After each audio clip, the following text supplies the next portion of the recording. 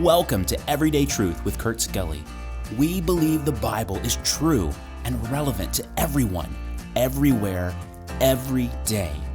If today's conversation is a help to you, take a moment to leave a review or share it with a friend. Thanks for listening. Now, let's join Kurt for today's episode.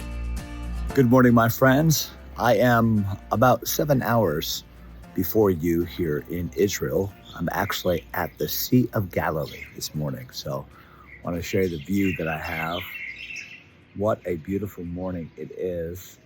We traveled yesterday from Dubai and made our way to Tel Aviv. Had a few issues at the airport with just some baggage and passport control. So it was a long day and there was a lot of traffic in Tel Aviv. But we got here to the hotel last night about 7 o'clock. And then we had an incredible dinner together and walked on this very boardwalk here. I'll show you our hotel behind me. That's the Caesar Hotel here in Tiberias, Caesar.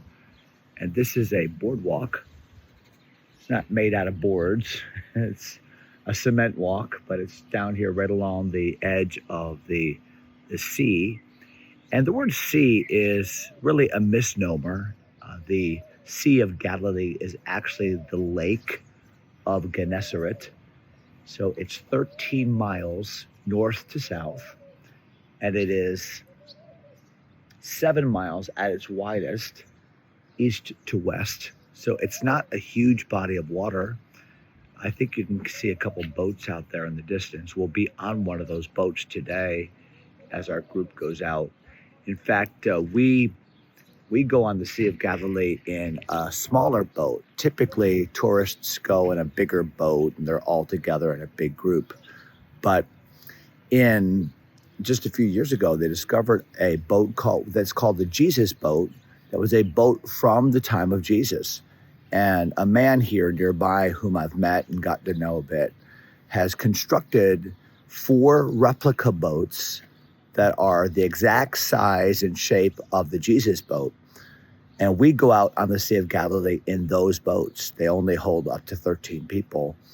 And wow, what an experience to feel the water as you would in a boat that size. And so we're going to do that a little bit later on today and really, really looking forward to that.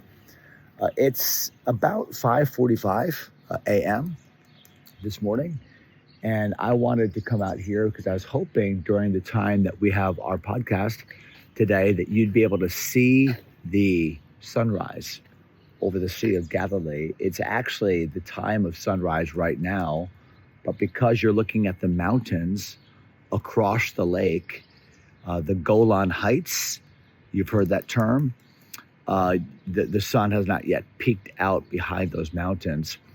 That side of the Sea of Galilee is called in the Bible the other side. So the Jewish side of the Sea of Galilee is the side that I'm on right now. So we're in the city of Tiberias, which was a city during the days of Jesus. It was a brand new city.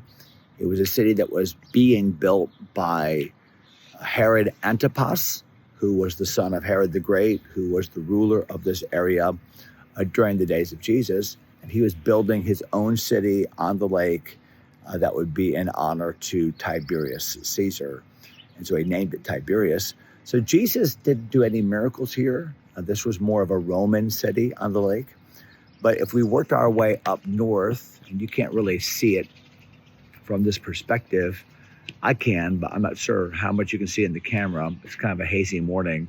But if I were to continue to walk up here just a few miles, we'd get to the plain of Magdala, or Dalmanutha, as it's called in the Bible. And that's where Mary Magdalene was from. It was a fishing village, not even a fishing village as much as it was a fishing plant. I'm watching some fish here that are just jumping out of the water. But the plain of Dalmanutha, we'll start there this morning. We'll go to Magdala and we'll see the ruins of the first century synagogue that has been discovered there just recently. In fact, Magdala has 2 synagogues, and it's the only city in the world that we've discovered so far that had 2 synagogues. So it was a place of great religion. And yet religion didn't help Mary Magdalene, did it? Here was a woman that was possessed of devils, and Jesus went to that village and preached. And of course, we know that Jesus led Mary to himself and healed her and saved her. And then if we continued up the coast and made our way around to the northern coast, you can almost see it there in the distance. That's where Jesus did the bulk of his ministry on earth. And we're going to be there today. Sometimes we call those cities the Gospel Triangle, because the main city where Jesus did his work was the city of Capernaum. If you move down the coast, there was the fishing village of Bethsaida. And then if you went inland just a little bit, I'm talking about maybe just even a couple miles, there was the city of Chorazin. So if you drew a line to those three cities, you could say that's the Gospel Triangle. And Jesus did so much of his public ministry and his work in those cities. I mean, just think about Capernaum itself and so many of the Bible stories that you know of. Stories like the man that was let down through the roof of the house. That happened in Capernaum. Or the healing of that Jairus' daughter. The raising of the dead of Jairus, that happened in Capernaum. Matthew, the publican, was called to ministry right outside of the city of Capernaum. Peter's house is in Capernaum. The man that was a demoniac in the synagogue was healed in Capernaum. The kingdom parables were taught in Capernaum.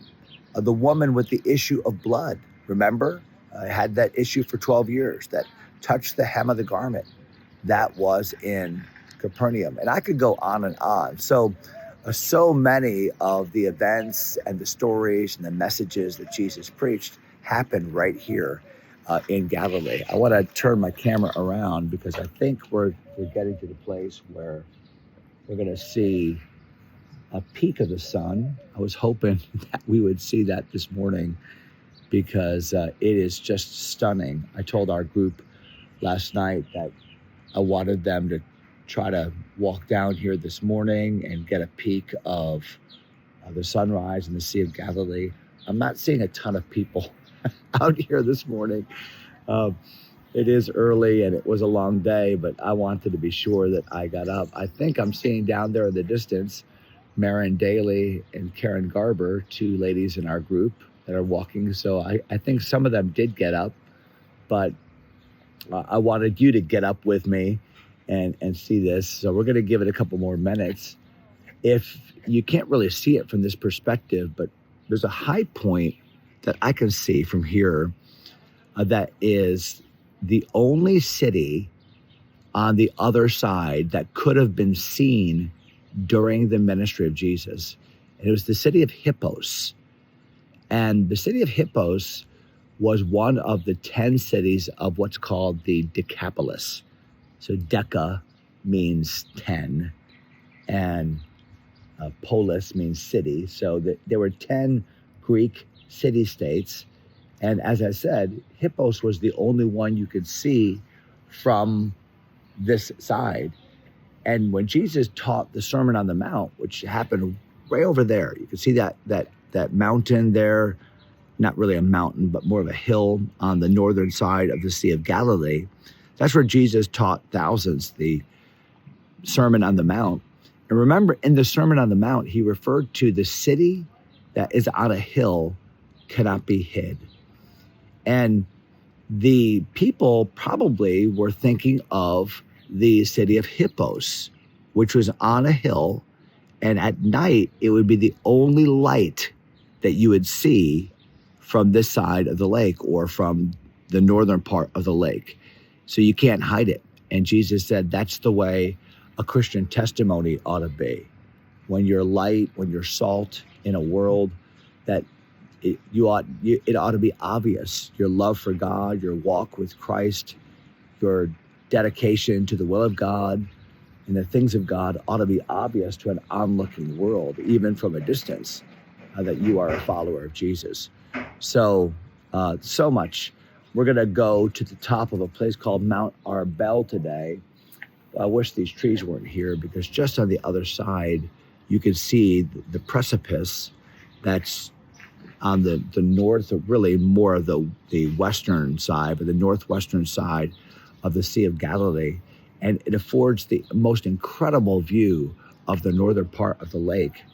If any of you have ever been to the Bible Museum in Washington, D.C., and you've gone up on the third floor, they have a kind of a panoramic view of the Sea of Galilee. And that view that they have painted and constructed there in the Museum of the Bible is actually the view from Mount Arbel, which we will physically be on here in just a couple hours. And we'll hike down it. So it's really kind of an exciting morning that we have planned. I'm going to give it just a couple more minutes here and let you enjoy it with me. But unfortunately, I'm seeing just a lot of cloud cover this morning. But look at that. Look at that sun that's just kind of peeking out there behind those clouds. And wow, what a beautiful morning it is. One day, the sun himself, the S-O-N, will peek through the clouds in the eastern sky, and we shall behold him, the Bible teaches. And it's a wonderful reminder. I've been to Israel dozens of times, and it never, ever gets old to me to see this place. And I wanted to share it with you this morning. So God bless you, my friends. Have a great day in the Lord, and we will see you tomorrow at some other spot here in the Holy Land. God bless you.